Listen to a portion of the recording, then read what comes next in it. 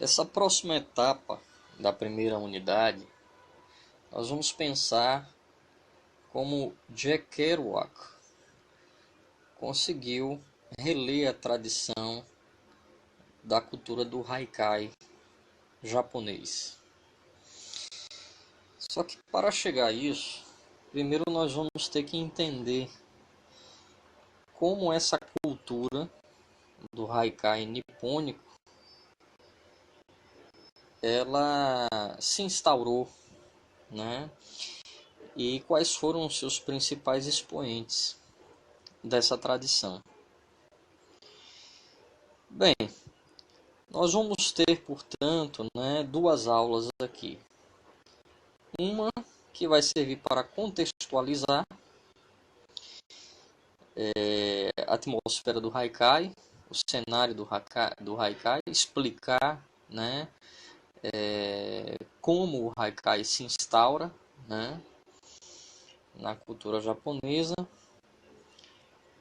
quais são os estudos contemporâneos que foram feitos sobre o haikai, já que a gente está falando também sobre contemporaneidade, seus erros. E numa segunda parte nós vamos falar sobre o traçado contemporâneo do haikai, as vertentes que se formaram de escrita de haikai na contemporaneidade, a subutilização ou a releitura, até chegarmos exatamente no nosso objetivo, que é a poética de Kerouac, na escrita dos haikais. Bem, devo dizer que repensar o haikai no âmbito da arte contemporânea não significa apenas investigar as demandas artísticas contemporâneas e cruzá-las com os do haikai.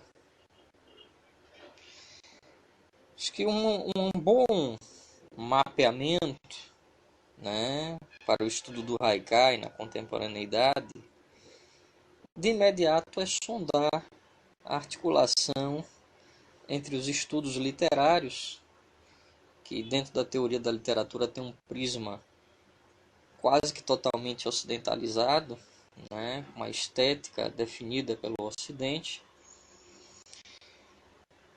com bases, essa articulação entre esses estudos literários e as bases culturais orientais, baseadas na religião do shintoísmo, zen budismo e também no taoísmo, também com traços de confucionismo. Para isso, de imediato, nós vamos procurar um estudo que é extremamente consagrado, o estudo de Roland Barthes sobre o haikai. Ele parte da perspectiva que a anotação do romance se assemelha bastante com o princípio de composição do haikai, Então a gente vai tentar negar essa possibilidade de Barthes.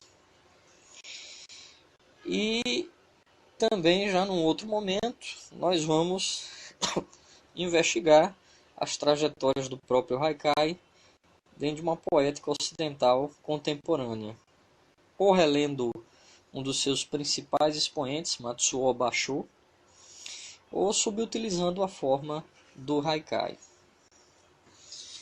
Para quem não sabe o que é um haikai,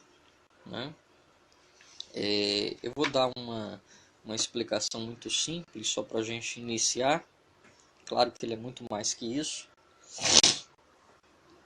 O haikai ele é uma composição em terceto.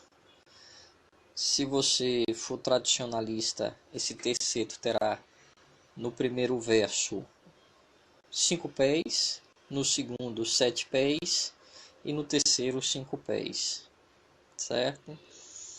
Agora, tem gente que compreende o haikai apenas como esse mero terceto, um breve uma breve versificação que às vezes nem conta o pé e totalmente desarticulado da sua tradição nipônica. Nós vamos nos aprofundar inicialmente nessa tradição japonesa para compreender como o Jack Kerouac, né, ele relê, né, a cultura, principalmente a cultura proposta por Matsuo Basho. Caminhemos para a crítica de Roland Barthes sobre o Haikai. Bem, um conceito primordial que Barthes não larga para realmente falar do Haikai é o conceito de individuação. Esse conceito é fundamental para a crítica de Barthes sobre o Haikai.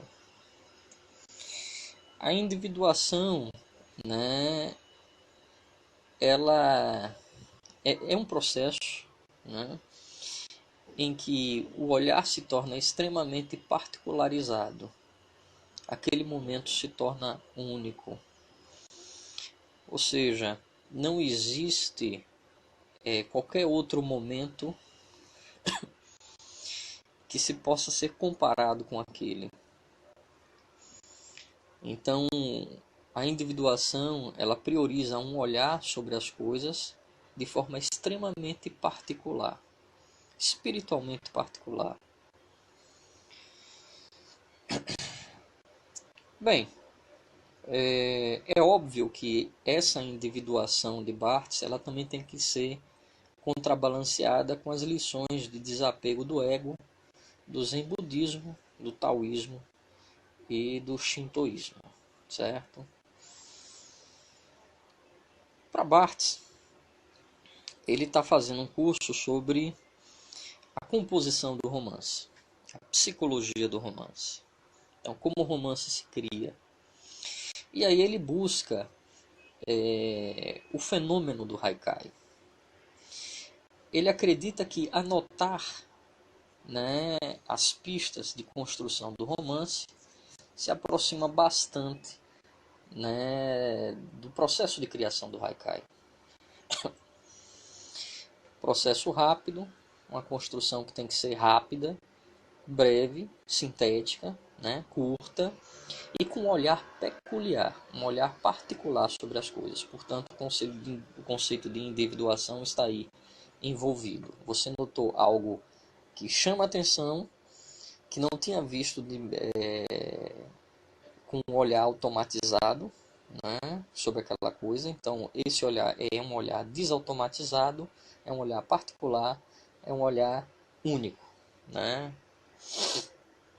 Bem, mas de imediato, né, é necessário compreender algumas das bases culturais do Haikai que tornam essa comparação um pouco distante. Por exemplo, segundo Walter Benjamin, o romance é fruto da desorientação social. O romance, ele é escrito numa tentativa de se buscar um sentido para a vida e com uma perspectiva subjetivista para esse sentido. Algo que, por exemplo, não está dentro da base cultural do Haikai, composta igualmente pelo taoísmo. Na religião do taoísmo, o caminho é o exercício da sabedoria. Não se importa onde se vai chegar, mas o próprio caminho já ensina, já dá a experiência. Não há drama em estar desorientado.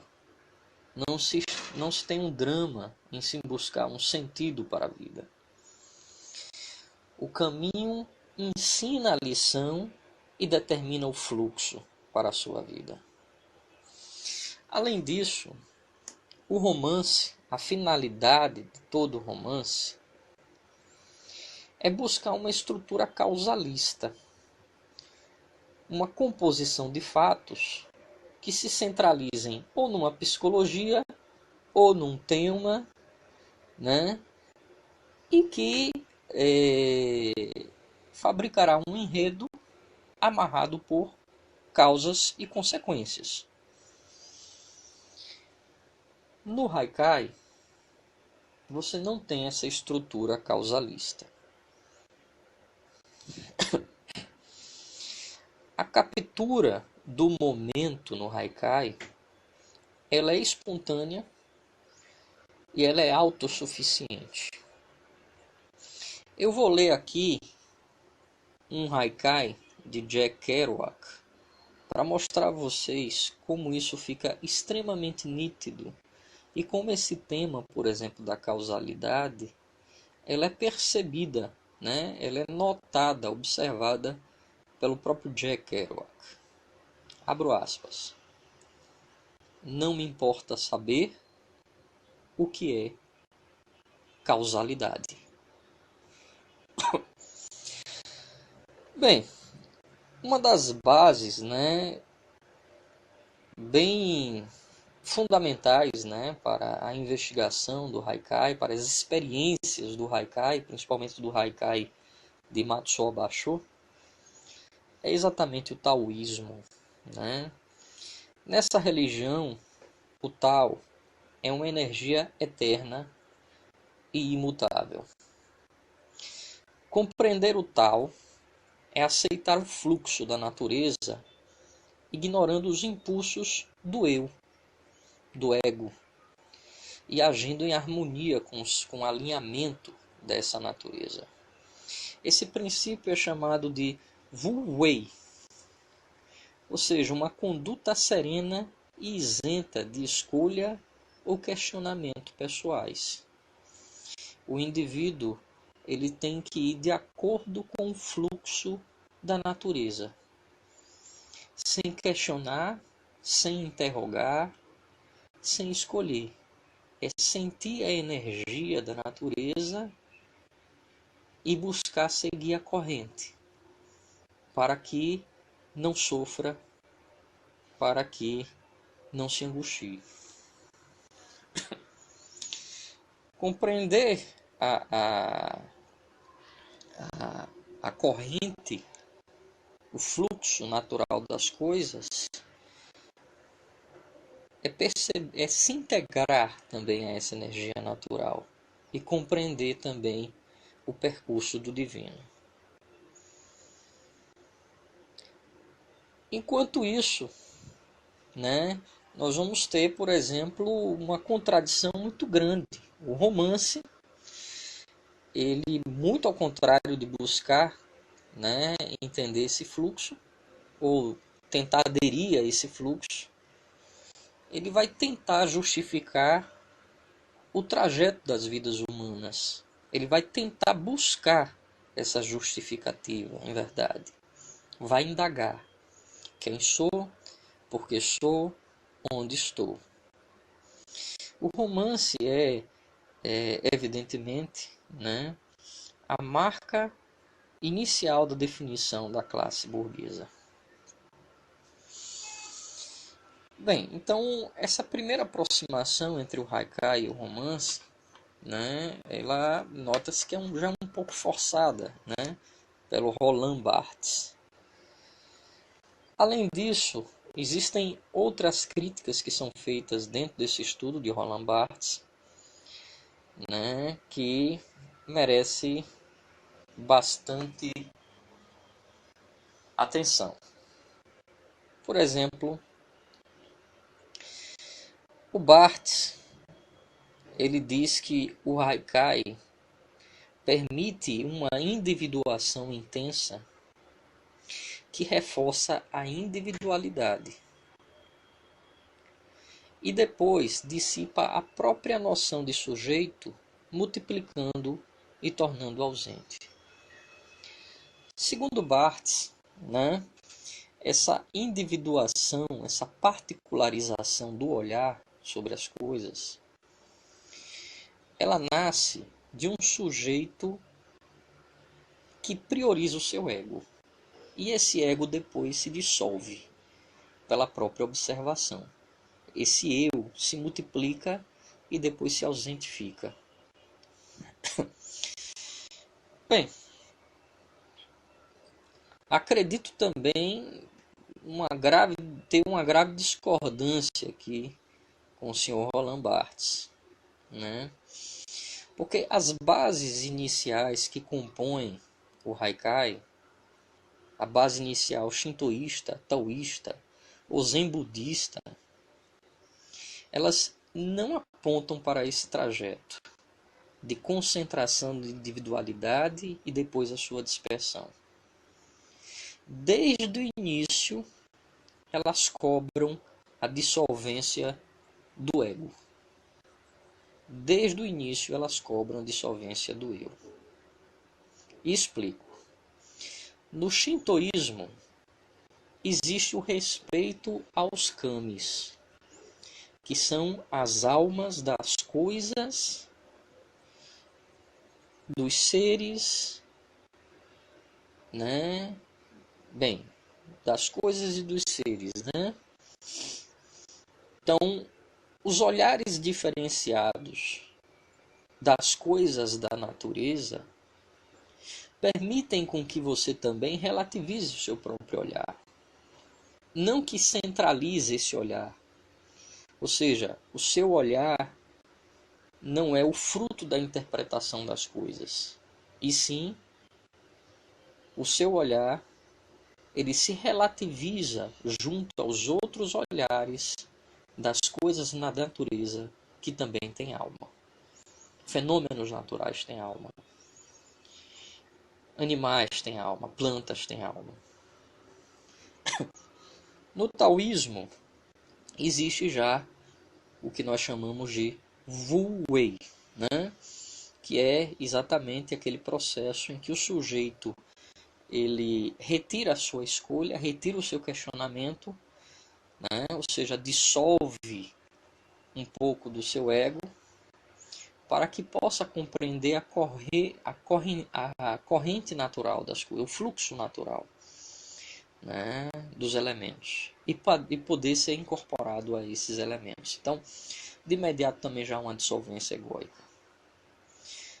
No Zen budismo, que é outra base, né, do Haikai, existe também uma cobrança pelo esvaziamento da mente e a negação do subjetivismo, do eu. Toda essa elaboração do eu é uma ilusão. E se você se concentra nessa ilusão, só constrói para si o sofrimento. Então, o ideal é esvaziar a mente de todas essas ilusões. Esse quem eu sou é uma grande mentira, uma grande ilusão, que lhe impede de enxergar a verdade com a iluminação necessária, a iluminação do budismo. O Haikai, Franchetti, o Doi, por exemplo, e isso tem muita razão, ele é visto como uma manifestação do sincretismo religioso oriental. Várias religiões, elas se somam na constituição do Haikai. E nesse sentido, o Roland Barthes ele só conseguiu enxergar alguns conceitos do Zen budismo. E muito da sua interpretação ela está ocidentalizada. Bem, podemos justificar que o Haikai é uma manifestação do sincretismo religioso oriental falando dos clássicos. Kobayashi Issa, Yosabu Son e Matsuo Basho. Eu trouxe aqui alguns haikais, né, para que a gente prestasse um pouco de atenção nessa manifestação do sincretismo religioso. Vou citar alguns haikais de Kobayashi Issa. O primeiro deles. Nos olhos da libélula refletem-se montanhas distantes. Nesse haikai, há um reconhecimento shintoísta a respeito do olhar expansivo da natureza. Se olha para a libélula e descobre-lhe a alma.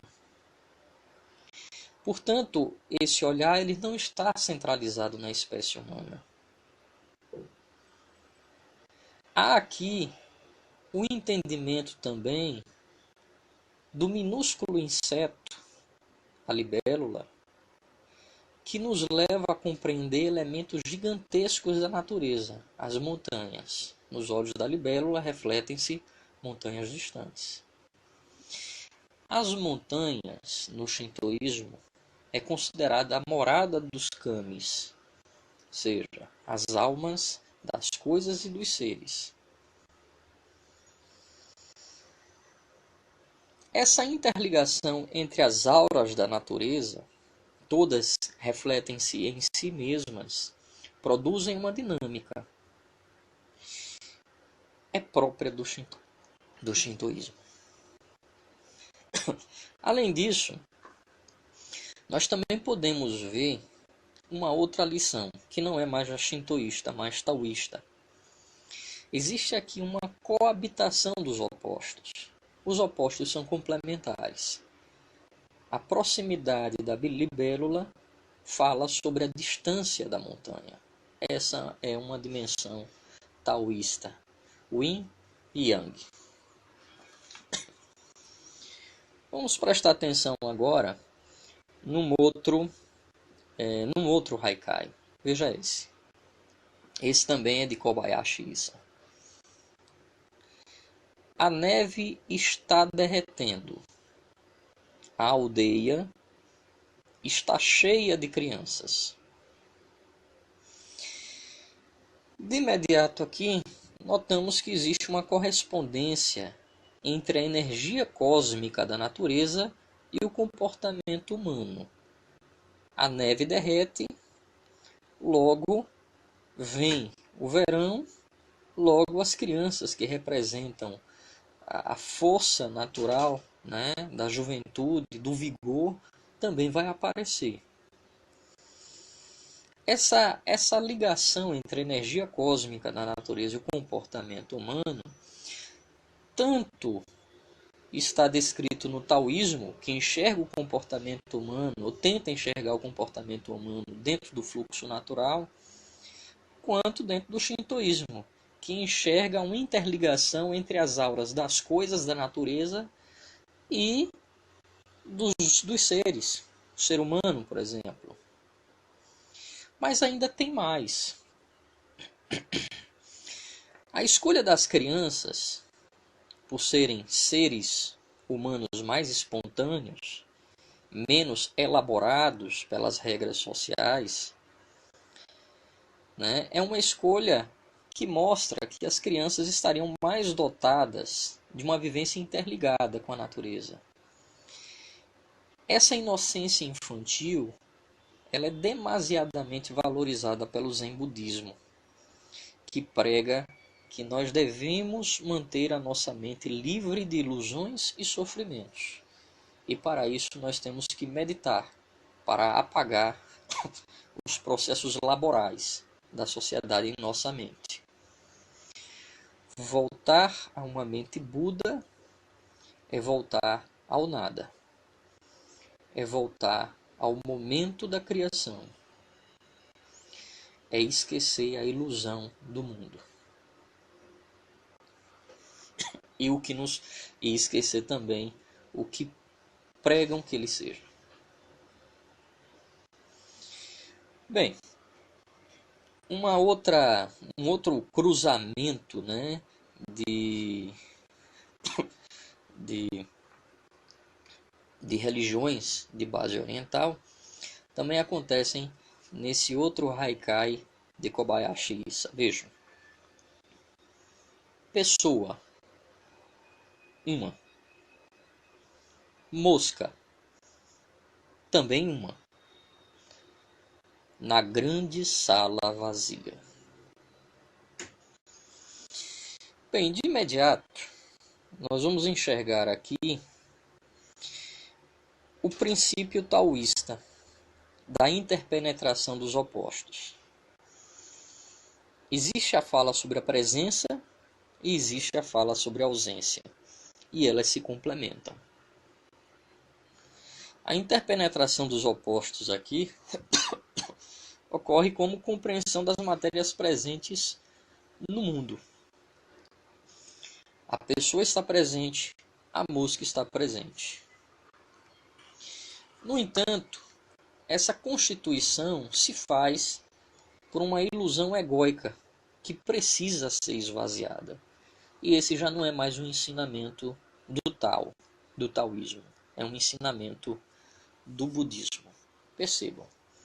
Pessoa uma, mosca também uma, na grande sala vazia. No final, as presenças não revelam a realidade manifesta.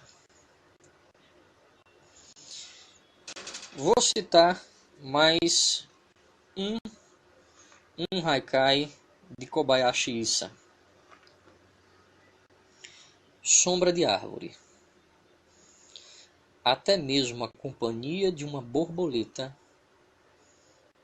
é um karma de uma vida anterior. Bem, essa correlação natural e espiritual, ela já existe prevista no shintoísmo. As naturezas têm alma e, portanto, têm olhares próprios. Agora, essa concepção, ela parece articulada ao conceito de karma das vidas passadas. Isso é um entendimento budista de que nada se origina do acaso. Bem, o que seria o karma? O karma, ele interferiria dinamicamente nas consequências de alguns fatos que ocorreram por escolha, por desafio, no futuro. Então, se você faz algo aqui que precisará ser compensado nessa vida ou na outra ainda, você terá um karma para pagar. Então, esse karma, né, no geral, é levado para vidas e vidas. Né? É um conceito plenamente budista. Não vou dizer plenamente budista, mas concentradamente budista. No budismo, os seres e as coisas, elas possuem uma originação dependente. Elas não se originam delas mesmas. Elas se originam por meio de uma relação que foi instaurada anteriormente. Isso forma uma dinâmica interconectada entre essas coisas e esses seres. Então, as coisas e os seres se originam a partir de uma relação que coisas e seres tiveram antes. Esse conceito é chamado de Pratitya Samutpada. E no final das contas, né, por nós percebermos que os seres e as coisas se originam de relações que existiram entre seres e coisas anteriores, nós vamos enxergar por meio do budismo que nada é permanente ou independente para ser fonte estável de radiação de existência do mundo. Não existe nenhuma matéria ou nenhum ser que não mude, ou que permaneça para ser fonte de radiação de existência do mundo. O Deus, portanto, é também fruto de uma ilusão.